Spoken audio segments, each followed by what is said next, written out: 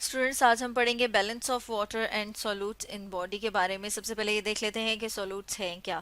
जब हम कोई सोल्यूशन बनाते हैं तो सोल्यूशन बनाने के लिए हम जो लेस क्वांटिटी में लेते हैं, मतलब जो हम कम मिकदार में लेते हैं, उसको जब हम मिक्स करते हैं वाटर में, वाटर क्योंकि ज़्यादा क्वांटिटी में ही लेते हैं तो उसको हम कहते हैं सॉल्वेंट, और जो कम क्वांटिटी में लेते हैं उसे हम कहते हैं सोल्यूट।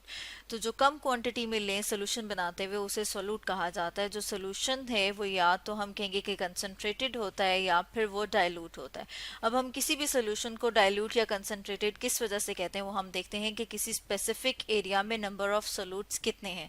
अगर हम यहाँ पर देखेंगे तो यहाँ पर आप देख रहे हैं कि 6 नंबर ऑफ सोल्यूट प्रेजेंट हैं, लेकिन अगर हम इसमें वाटर ऐड कर दें तो अब आप देखेंगे कि यहाँ पर उतने ही एरिया में जो नंबर ऑफ सोल्यूट हैं वो 6 से 3 हो गए हैं। तो इसका मतलब ये है कि ये कंसंट्रेटेड सोल्यूशन है और जब हमने उसको वाटर ऐड कर दिया उसके अंदर तो इसमें डाइल्यूशन हो गई है और ये एक डाइल्यूट सोल्यूशन हो गया।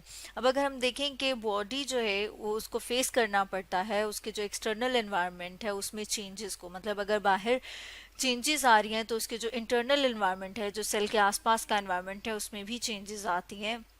उसका जो सोल्यूट कंसंट्रेशन है उसमें डिफरेंसेस आते हैं। हम देख लेते हैं कि अगर सोल्यूट की कंसंट्रेशन सेल के जो बाहर सोल्यूशन है उसमें कम हो तो उसे क्या कहते हैं, तो फिर उसे कहते हैं हाइपोटोनिक सोल्यूशन।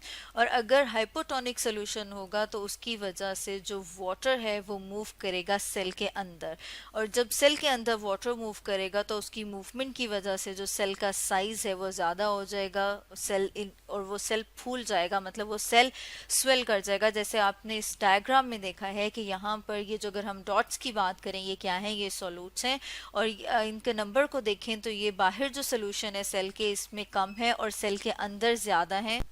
तो इसकी वजह से जब वाटर इनसाइड मूव करेगा, सेल के अंदर मूव करेगा, तो ये सेल फूल जाएगा, मतलब ये स्वेल कर जाएगा। अगर हम बात करें हाइपरटोनिक सोल्यूशन की तो ये कौन सा सोल्यूशन होता है जिसमें हम कहते हैं कि सेल के जो आसपास सोल्यूशन है उसमें अगर सोल्यूट की कंसंट्रेशन ज़्यादा हो, अगर सोल्यूट की कंसंट्रेशन ज़्यादा हो, जैसे आप इस डायग्राम में देख रहे हैं कि ये जो नंबर ऑफ बॉल्स या ये जो हमें छोटे छोटे से पॉइंट्स नज़र आ रहे हैं ये सेल के बाहर जो सोल्यूशन है उसमें ज़्यादा है, तो उसकी वजह से क्या होगा कि वाटर जो है वो सेल के अंदर मूव कर जाएगा। जब वाटर अंदर से बाहर की तरफ मूव करेगा, मतलब जो वाटर है वो सेल के अंदर से, जैसे आप इस डायग्राम में देख रहे हैं कि वो बाहर की तरफ मूव करेगा, जिसकी वजह से सेल जो है वो श्रिंक हो जाएगा। जैसे इस डायग्राम में आपको नजर आ रहा है कि क्योंकि वाटर बाहर मूव कर गया उसकी वजह से सेल श्रिंक हो गया।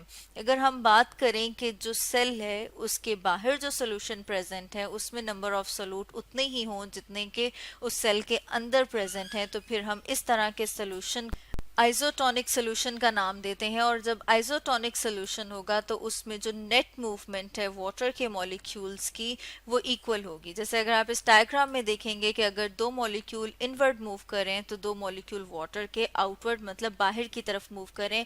इसकी वजह से अगर हम बात करें कि सेल के साइज पे कोई फर्क पड़ता है तो सेल के साइज पे कोई फर्क नहीं पड़ेगा, बल्कि उसका साइज सेम रहेगा। तो स्टूडेंट्स, आज हमने पढ़ा balance of water and solutes in body के बारे में।